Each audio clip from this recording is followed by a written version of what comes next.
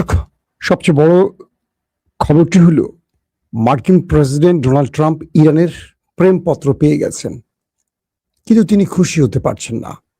কেন? সৌদি আরবের সাবেক গোয়েন্দা প্রধান এবং যুবরাজ আজকে একটা খুব মূল্যবান স্টেটমেন্ট দিয়েছে। আমি মনে করি পুরো যুদ্ধের সিনারিটা তার এই স্টেটমেন্টের মধ্যে আটকে আছে, সেটা আমি আপনাদেরকে ক্লিয়ার করে জানাবো কি তিনি বলেছিলেন। পাশাপাশি আরব রাষ্ট্রের মধ্যে ইরান মোটামুটি ঠান্ডা যুদ্ধ ছড়িয়ে দিয়েছে, থেমে থেমে আরবদের মধ্যে কিছু খেলা খেলছে ইরান, সেই বিষয়ে আপনাদেরকে জানাবো। পৃথিবীর যে প্রান্ত থেকে যারাই দেখছেন সবার জন্য আবারও শুভকামনা। প্রিয় দর্শক, প্রথম যে খবরটি দিয়ে আসতে চাই, মার্কিন যুক্তরাষ্ট্রের অন্যতম একটি গণমাধ্যম দি আটলান্টিক, তার একটি প্রতিবেদন এসছে, আমি পড়ছিলাম আজকে। রবার্ট কেগেন তিনি লিখছেন, আমেরিকা তার জন্মের পর সবচেয়ে ভয়ঙ্কর সময় পার করছে। রবার্ট কেগেন বলছেন, আটলান্টিক আপনারা চাইলে একটু গণমাধ্যমটা চেক করতে পারেন, আমেরিকা একটা লম্বা সময় পরাশক্তি ছিল, পৃথিবী আমেরিকাকে তাসলিম করত, কুর্নিশ করত, কিন্তু ইরান যুদ্ধটা ডোনাল্ড ট্রাম্প ছড়িয়ে দিয়ে পুরো পৃথিবীকে ইরান তার পক্ষে টেনে নিয়ে আসছে আর আমেরিকার বিরুদ্ধে দাঁড়িয়ে গেছে। আমেরিকার যে মিত্ররা আমেরিকার ইশারা ছাড়া এক ইঞ্চি এদিক ওদিক তাকাতো না, সেটা ইউরোপ বলেন, ন্যাটো বলেন, আরব বলেন, আরো যারা আছে, তারা আজ আমেরিকার কথা শুনছে না। তার মানে আমেরিকা সবচেয়ে বড় পরাজয়ের মুখে আছে, যখন তার শত্রু একটা ছোট শক্তিশালী দেশ ইরান, তারপরও তার বন্ধুরা পরাশক্তি আমেরিকার ডাকে আসছে না। বলা হচ্ছে যে আমেরিকা তার যেই বিশ্বজয়ী মনোভাব বা পরাশক্তির যে তকমা, সেখান থেকে ছিটকে পড়ে যাচ্ছে ইরানের কারণে। আর এটি ছিল ডোনাল্ড ট্রাম্পের ভুল খেলা, অর্থাৎ ইসরায়েলের মদদে তিনি ইরানের বিরুদ্ধে যখন যুদ্ধটি ছড়িয়ে দিয়েছেন, তখন তিনি এর হিসেবটা সঠিকভাবে করেননি। তিনি মার্কিন সিনেট বা কংগ্রেস বা পেন্টাগন কারো মতামতকে গুরুত্ব দেননি। তিনি আমেরিকান জেনারেলদের মূল্যায়নকে গুরুত্ব দেননি। তিনি গুরুত্ব দিয়েছিলেন নেতানিয়াহুকে। তার মাসুল এখন শুধু ট্রাম্প নয়, পুরো আমেরিকা দিচ্ছে। 2 নম্বর খবরটি কি? মার্কিন প্রেসিডেন্ট ডোনাল্ড ট্রাম্প একটি টিভি শোতে কথা বলেছেন, যেটার নাম দি ন্যাশনাল ডেস্ক। সাংবাদিকের কয়েকটি প্রশ্নের উত্তরে প্রেসিডেন্ট ট্রাম্প বলছেন, আমাদের নজরের মধ্যে আছে ইরানের ইউরেনিয়াম, অর্থাৎ ইরান যেখানে তার ইউরেনিয়াম মজুত করে রেখেছে 24 ঘন্টা সেটা আমাদের নজরদারির মধ্যে আছে। আমরা যখন চাইব আমেরিকান সেনা পাঠিয়ে সেটা সেখান থেকে তুলে নিয়ে আসতে পারবো। যদি ইরানের কেউ সেটাকে সেখান থেকে সরাতে চায়, আমরা সরাসরি তার উপর অ্যাটাক করব। ট্রাম্পের এই বক্তব্যে এইটুকু মনে হচ্ছে যে ট্রাম্প তিনি জানেন ঠিক কোথায় ইরানের নিউক্লিয়ার আছে বা ইউরেনিয়াম আছে, এবং সেটাকে তিনি পাহারা দিচ্ছেন, উপগ্রহের মাধ্যমে হোক বা যে কোনো সিস্টেমের মাধ্যমে। তাহলে প্রশ্ন করা যায় ট্রাম্পকে, আপনি যে হাজার হাজার বোম্বিং করলেন ইরানে, সেই জায়গায় কি করতে পারেননি, নাকি সেই জায়গায় ঢুকতে পারছে না আপনার বোমা, বাংকার ব্লাস্টার বলেন, B2 বোম্বার্স বলেন, ঢুকতে পারছে না? কোনটা? নাকি ইরানকে বোঝাচ্ছেন আমি ওখানে তাকিয়ে আছি, কিন্তু তিনি জানেন না কোথায় আছে? ইরানকে বোঝাচ্ছেন আমি কিন্তু তোমার ওই খবর জানি, ওই খবর বুঝছো, কোন খবর? ইরান ভাববে আরে সর্বনাশ, সে তো দূরবীন দিয়ে বসে বসে দেখতেছে 24 ঘন্টা। নেতানিয়াহু কি বলেছেন ট্রাম্পকে, যে কোনোভাবেই ইরানকে ছাড় দেওয়া যাবে না, আমরা এখনো যুদ্ধের মধ্যে আছি, যুদ্ধ আমরা চাইলে বন্ধ হবে, কিন্তু যতক্ষণ ইরান ইউরেনিয়াম না দেবে আমাদের হাতে, মানে যতক্ষণ মুরগিটা শিয়ালের হাতে না দেবে, ততক্ষণ আমরা ইরানকে ছাড় দেব না। আমরা যুদ্ধের মধ্যেই আছি, যে কোনো সময় আমরা আবার আক্রমণ চালাবো। আসেন, এই খবরটুকু দিয়ে আমি আগে দিলাম কেন, এবার বলছি আপনাদের মূল খবরে আসি। পাকিস্তানের মাধ্যমে অপেক্ষা ছিল ইরানের প্রেমপত্রটি পাওয়ার জন্য, ডোনাল্ড ট্রাম্প, আমি এটাকে প্রেমপত্র বলছি, আপনারা আপনাদের মতো ধরে নিয়ে, অর্থাৎ ইরানকে আমেরিকা কিছু প্রস্তাবনা পাঠিয়েছিল, আমি বলেছিলাম আমার লাইভে, আপনারা দেখেছেন। এরপর আমেরিকা অপেক্ষা ছিল। ইরান বলছে আমাদেরকে একটু ভাবতে দাও, আমরা তোমাকে লিখিত পত্রের মাধ্যমে জানাবো। এরপর বেশ কয়েকদিন পর বারবারই পাকিস্তানকে চাপ দিচ্ছিল ডোনাল্ড ট্রাম্প, আমার চিঠিটা কোথায়। পাকিস্তান ইরানকে বলছিল ট্রাম্প তো অস্থির তোমার ভালোবাসার পত্রটি পাবার জন্য। ইরান অবশেষে সেই চিঠি পাঠালো পাকিস্তানের মধ্যস্থতায় বা পাকিস্তানের হাতে দিয়ে আমেরিকাকে। ডোনাল্ড ট্রাম্প খুশি মনে সেই চিঠিটি খুললেন, খুলে তার মাথা এলোমেলো হয়ে গেল।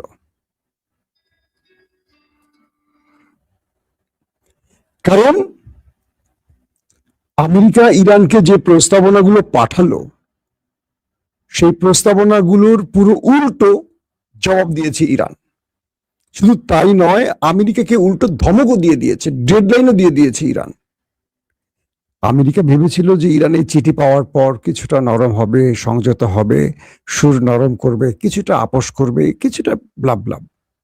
কিন্তু এখানে চিঠির উত্তর আমেরিকাকে আরো অ্যাগ্রেসিভ ভাবে ইরান দিয়েছে। কিরকম? আমেরিকা বলছিল তোমার ইউরেনিয়াম আমাদের হাতে দিয়ে দিবে, বিনিময়ে তোমার সব শর্ত আমরা মেনে নেব, আর তুমি হরমুজে তোমার দখলদারিত্ব রাখতে পারবে না, হরমুজটা আমাদের নিয়ন্ত্রণে থাকবে, আর বাকি সব আমরা মেনে নেব।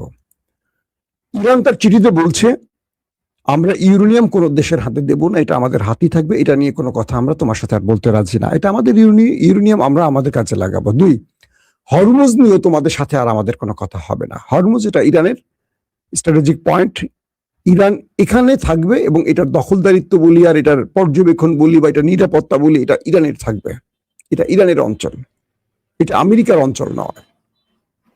আর বাকি যে বিষয়গুলো আমাদের আলোচনায় ছিল যে তোমরা আমাদের উপর নিষেধাজ্ঞা প্রত্যাহার করবে, 30 দিনের মধ্যে ইরানের উপরে যত নিষেধাজ্ঞা আছে সব তোমাদের প্রত্যাহার করতে হবে। 30 দিন ডেডলাইন দিয়ে দিয়েছে ইরান। পাশাপাশি ইরানের যত সম্পদ আছে বা ইরানের যত টাকা ফ্রিজ করে রাখা আছে পৃথিবীর বিভিন্ন দেশে আমেরিকার নিষেধের কারণে, সেই টাকাগুলো 1 মাসের মধ্যে ইরানকে ফেরত দিতে হবে। আবারও ডেডলাইন 1 মাস, সমস্ত অর্থ ইরানকে ফেরত দিতে হবে 1 মাসের মধ্যে। দ্বিতীয় গুরুত্বপূর্ণ কি, তোমরা আমাদের যে ক্ষতিগুলো করেছো 40 দিনের যুদ্ধের নামে, এই সকল ক্ষতিপূরণ 40 দিনের বা 30 দিনের মধ্যে পুষিয়ে দেবে, অথবা সেখানে টাইম একটু বাড়াতে চাইলে বাড়ানোর সুযোগ আছে, বাট আমাদের ক্ষতিপূরণ তোমাদের দিতে হবে। শুধু তুমি না বা আরবরা না, সবাই মিলে যারা আক্রমণের জন্য ভূমি দিয়েছে, রসদ দিয়েছে, বা যারা আক্রমণ করেছে, যারা সমর্থন দিয়েছে, অর্থাৎ আরবের ভূমি, আকাশ, স্থল ব্যবহার করেছে আমেরিকা, আরবকে ক্ষতিপূরণ দিতে হবে। আক্রমণ করেছে কে? আমেরিকা এবং ইসরায়েল, এই দুটো রাষ্ট্রকে ক্ষতিপূরণ দিতে হবে। উল্টো এই ভাষাগুলো, এই শর্তগুলো ইরান আমেরিকাকে যখন দিয়েছে, ট্রাম্প আর দুনিয়ায় আছে, ট্রাম্প বলছেন পৃথিবীর আর কোনো শক্তি না ইরানকে বাঁচাতে পারে। ইরান আমার ধৈর্যের বাঁধ ভেঙে দিয়েছে, ইরান আমার সাথে প্রতারণা করেছে, ইরানকে আমি যা বলেছি ইরান তার উল্টো পথে হাঁটছে। ইরান ডোনাল্ড ট্রাম্পকে চিনতে পারেনি, উনি কে। ইরানকে কঠিন মূল্য দিতে হবে, পরিণতি ভোগ করতে হবে। ইরান শেষ করে দিচ্ছি, ইরানকে করছে, ওই করছে, সেই করছে, ব্লাব ব্লাব ব্লাব। বুঝতে পারছেন ডোনাল্ড ট্রাম্পকে কি প্রেম পত্রটি পাঠালো ইরান? এমন এক প্রেম পত্র পেয়ে ডোনাল্ড ট্রাম্পের চুলগুলো সব খাড়ায় গেছে, নিচে খাড়া নাই, উপরে খাড়াইছে, কিন্তু বি কেয়ারফুল। তো এখন ইরানের এই চিঠির জবাবটি ট্রাম্পের পুরো কি বলবো হার্টকে বাড়ায় দিছে। ইরান বলছে তোমার সাথে আমি কোনোভাবে ইউরেনিয়াম নিয়ে কথা বলবো না, এটা আমার সম্পদ, আমি আমার কাজে ব্যয় করবো, শুধু এটুকু বলছি, আমি বোমা বানাচ্ছি না, তুমি শান্তিতে ঘুমাও। আর হরমুজ প্রণালী নিয়ে তুমি কোনো কথা বলবা না, এটা আমাদের অঞ্চল, এখানে আমরা টোল নিচ্ছি, টোল নেব, পৃথিবীর সব দেশ যা করে আমরা তাই করব।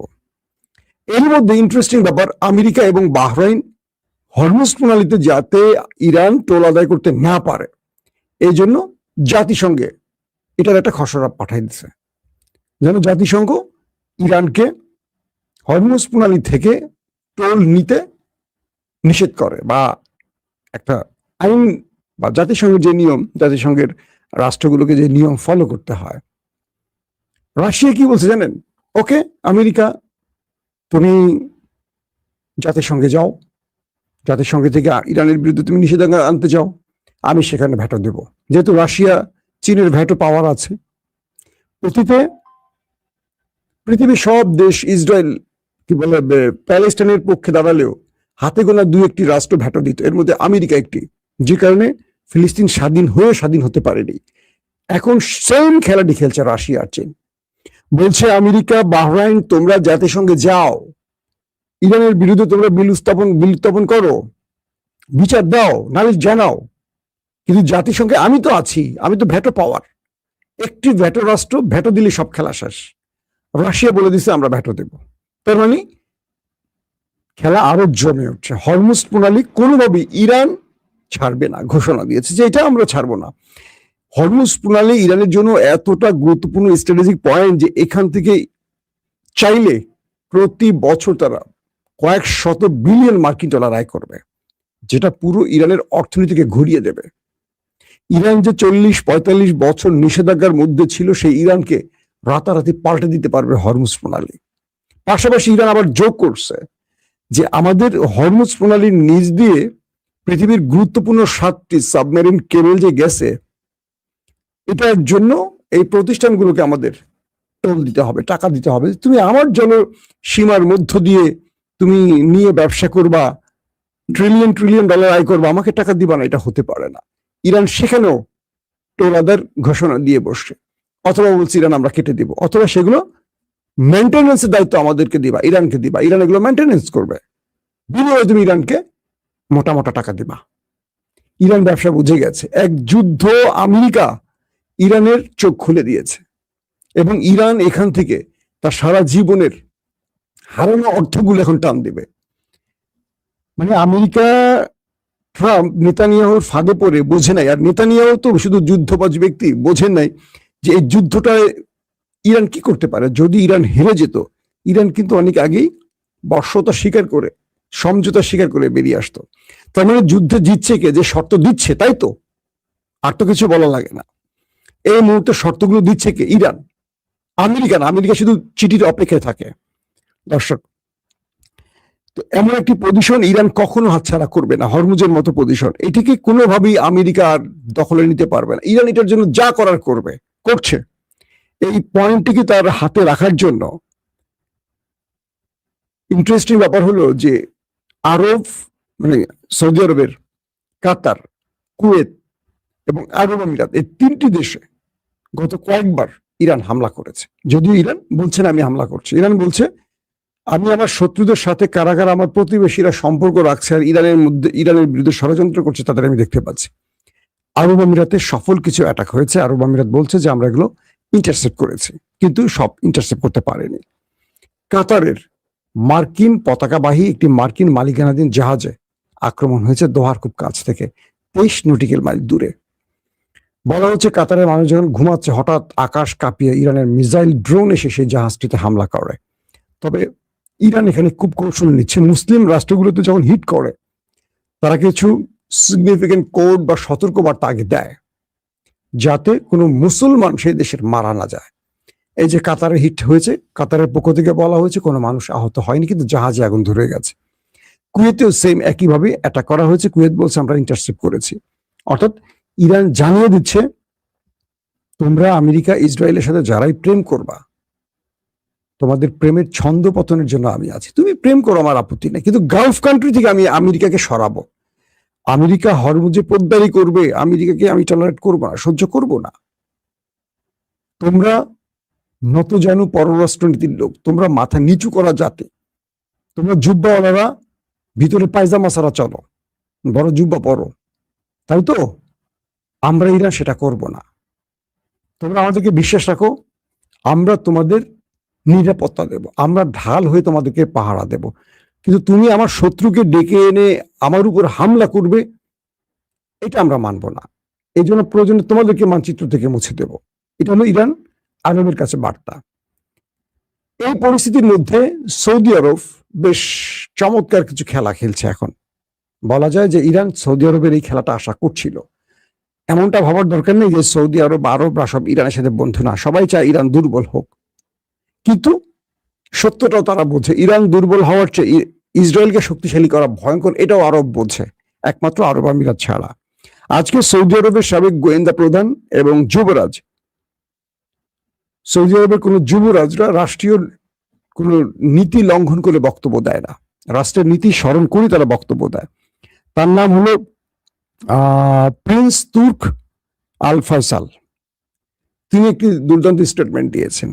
তিনি বলছেন যে ইরানের সাথে সৌদি আরবের যুদ্ধের যে পরিস্থিতি ইসরায়েল তৈরি করছে, বা ইসরায়েল যেইভাবে এই আরবের সাথে ইরানের যুদ্ধ বাঁধাবার ষড়যন্ত্র করছে, যদি এটা সফল হয় তাহলে হাজার নয় লক্ষ লক্ষ আমাদের সন্তানরা প্রাণ হারাবে। ইরান এবং সৌদি আরবকে বুঝতে হবে এই অঞ্চলে, মিডল ইস্টে এই যুদ্ধটা কারা ছড়িয়ে দিচ্ছে, তাদের উদ্দেশ্য কি। যদি এই উদ্দেশ্য না বোঝে আর আরবের মধ্যে, মিডল ইস্টের ইরান আরবদের মধ্যে যুদ্ধটা শুরু হয়ে যায়, এটা কয়েকশো বছরের জন্য এই অঞ্চলে মুসলমানরা পিছিয়ে যাবে এবং আমাদের আজকের প্রজন্ম নয়, আগামী প্রজন্ম এটার জন্য অনেক বড় মাসুল দেবে। দুর্দান্ত স্টেটমেন্ট, এরপরে আর কোনো বক্তব্য হয় না। যুবরাজ প্রিন্স তুর্ক আল ফয়সাল যে কথাটি বললেন, আপনার আরবের গুরুত্বপূর্ণ গণমাধ্যম চেক করে দেখে নিতে পারেন। যারা অনেক সময় আমাদের ভিডিও দেখে অনেকে ভিডিও বানান, যারা টুকটাক ইউটিউবিং করেন, সাংবাদিক না, অনেকে আমাদের ভিডিওগুলো দেখেন, দেখে ভিডিও বানান, তাদেরকে আমি সোর্সগুলো দিয়ে দিচ্ছি, চেক করে নেবেন যাতে আপনারা সহজে বিষয়গুলোকে প্রমাণ পান। তো এই যুবরাজ বলছেন যে ইসরায়েলের মূল ষড়যন্ত্র হলো এই অঞ্চলে আমাদেরকে দুর্বল করা এবং আমাদের মধ্যে বিরোধ লাগিয়ে আমাদের বিভাজিত করে আমাদেরকে শক্তিহীন করা। শুধু ইরান শক্তিহীন হবে না, এখানে আরবও শক্তিহীন হবে এবং এই দুই দেশ বা এই আরব আর ইরানের মধ্যে লড়াইতে লক্ষ লক্ষ আমাদের সন্তানরা, মানে মুসলমানদের যুবকরা প্রাণ হারাবে, যেটা আমাদের জন্য কোনোদিনই কল্যাণের হবে না। এবং তিনি বলছেন মোহাম্মদ বিন সালমান, যিনি আজকের ক্রাউন প্রিন্স বা রাষ্ট্রের প্রধানমন্ত্রী, তিনি এই বিষয়গুলো চান না কোনোভাবেই ঘটুক। প্রিয় দর্শক, আশা করি এই বিষয় থেকে আপনারা মোটামুটি বুঝে ফেলছেন যে আরবরা বোঝে না তা নয়, আরবরা বোঝে। কিন্তু আরবের ভেতরে আমেরিকার মতো দানবীয় পাওয়ারফুল রাষ্ট্রটা এমন ভাবে আছে, তাদের আঙুলের নাড়াচাড়ায় অনেকের রাজপ্রাসাদ ভেঙে পড়তে পারে, তাদের ক্ষমতা নড়ে চড়ে যেতে পারে। পাকিস্তান দেখেন না, ইমরানকে জেলে ঢুকে বসায় রাখছে, কারণ মিশরের মুর্সিকে কি করছে, তিউনিসিয়া কি হয়েছে, দেখেন আপনার লেবাননে কি হয়েছে, লিবিয়াতে কি হয়েছে, ওরা চাইলে সব পারে। তো এই পরিস্থিতিতে ইরান আমেরিকার লড়াইতে যদি মুসলমানরা ইরানের বিরুদ্ধে দাঁড়ায়, তার ফল কি হবে আমি এই যুবরাজের বক্তব্যের মাধ্যমে সেটা আপনাদের ক্লিয়ার করে দিলাম। দর্শক, আজকের মতো বিদায় নিতে চাই।